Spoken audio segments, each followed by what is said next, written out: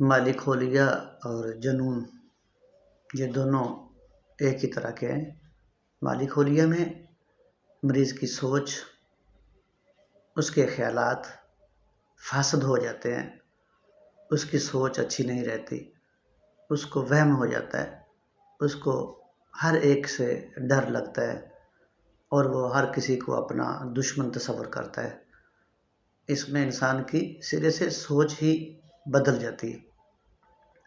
زیادہ تر لوگ وہ اس کا شکار ہوتے ہیں جو زیادہ دیر تک جاگتے ہیں، پوری نیند نہیں کرتے، ساری رات جاگتے رہتے ہیں اکثر، یا جو لوگ بہت زیادہ محنت مشقت کرتے ہیں ان کو آرام کرنے کا موقع ہی نہیں ملتا ہے، وہ بھی اس کا شکار ہو جاتے ہیں۔ اور بعض اوقات یہ خاندانی موروثی بیماریوں میں ہوتا ہے کہ اس کے والدین کو بھی ایسا مسئلہ تھا تو یہ موروثی بھی ہو سکتی ہے۔ تو اس میں انسان کا معدہ بھی ٹھیک کام نہیں کرتا، اس کو اکثر کھٹی ڈکاریں آتی ہیں، معدے پہ بوجھ ہوتا ہے، اس کا ہاضمہ بالکل خراب ہوتا ہے۔ تو مین چیز اس میں کیا ہے کہ انسان کی سوچ، انسان کے خیالات، انسان کی ہر چیز بدل جاتی ہے، انسان کو ہر کسی سے ڈر لگتا ہے۔ تو سب سے پہلے اس کو آرام کرائیں، اس کو وہ غذائیں دیں جس سے اس کا معدہ خراب نہ ہو، مزید اس کو ٹھنڈی غذائیں دیں جس سے تازہ سبزیاں وغیرہ، جس سے اس کے معدے میں مزید ہیٹ نہ بنے۔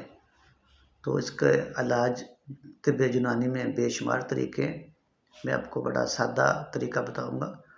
اور اس کو بکری کا دودھ پلائیں، بکری کا دودھ پلانا سنت ہے، پینا سنت ہے۔ اس کو بکری کا دودھ ابال کر، جوش دے کر، ٹھنڈا کر کے اس کو وہ پلائیں، اس میں اس کو بہت زیادہ فائدہ ہوگا۔ اس کے علاوہ شیترا کے پتے، کاشنی کے پتے، دھنیا کے پتے، بادیان یعنی سونف کے پتے، اس کو کسی نہ کسی طریقے سے وہ کھلائے جائیں، اس سے انشاءاللہ اس کو 100% فائدہ ہوگا۔ اس کے علاوہ اس کی ذہنی سوچ کو بدلنے کے لیے طب نبوی کے مطابق اس کو وضو کرائیں، اس کو نہلائیں، اس کو کہیں کہ اللہ کے حضور سجدہ دیں۔ اگر وہ قرآن پاک پڑھا ہوا تو اس کو پیار سے سمجھائیں کہ یہ شفا ہے، تو قرآن پڑھائیں۔ اگر نہیں پڑھا ہوا تو اس کو کم سے کم سورۃ فاتحہ تو آتی ہوگی، سورۃ فاتحہ پڑھائیں، اور سورۃ فاتحہ اس کو گھر والے دم کر کے بھی پلائیں، 7 بار سورۃ فاتحہ پڑھ کر پانی پہ دم کر کے وہ پلائیں، اس سے 100% ہی فائدہ ہوگا انشاءاللہ۔